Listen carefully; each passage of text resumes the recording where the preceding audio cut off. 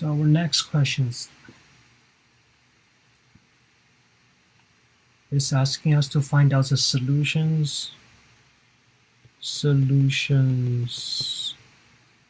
of x squared is equal to negative 13 x minus 4. All right.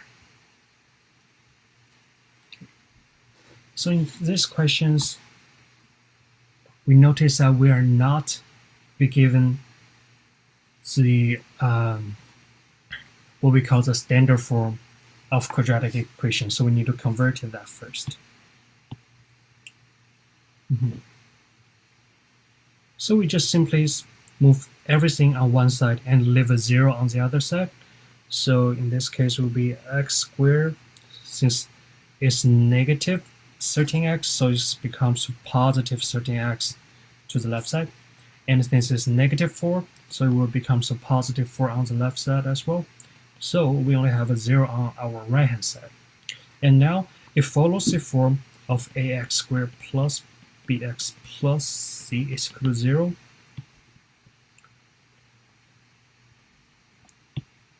And the reason why we're converting this is because we want to apply the quadratic formulas. And yeah, so let's how we apply the formulas. So x will be equal to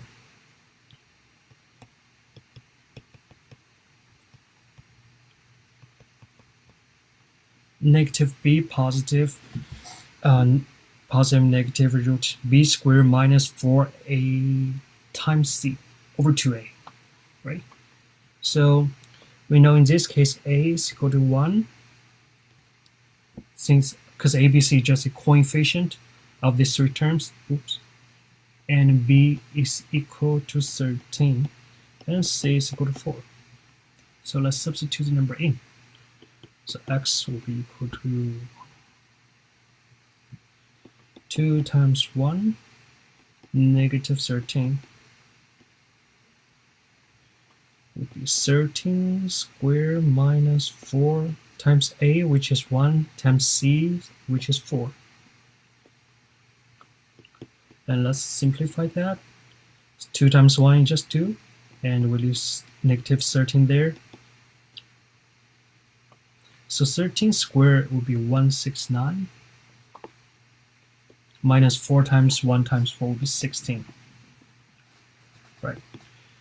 So we have negative 13 root 153. Right. Over 2. So our two solutions will be x1 is equal to plus 153. Negative 13 minus 1 root 153 over 2. It doesn't matter what the order is. You can also say negative 3 minus root 153 over 2 will be x1. It doesn't really matter. Okay. And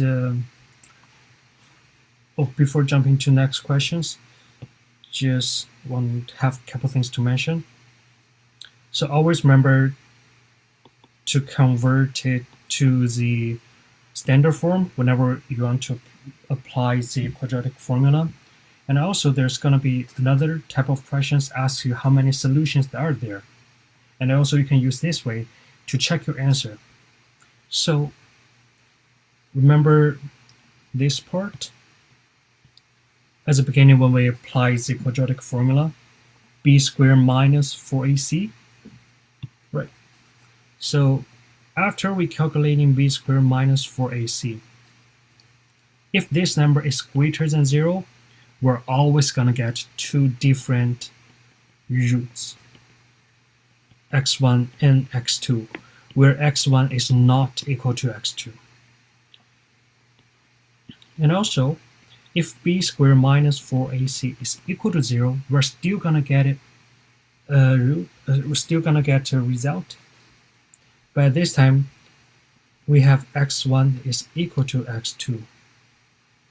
So they are same roots. And also the third situation will be b squared minus 4ac less than 0. Right. So in this case, we conclude x1, x2 does not exist. Yeah. So in this case, you can tell the 153 is definitely a positive number, which is greater than 0. So we have two different x1 and x2 here. Right. So let's see what the junior tutors got. Negative 13 plus root 153 over 2, right?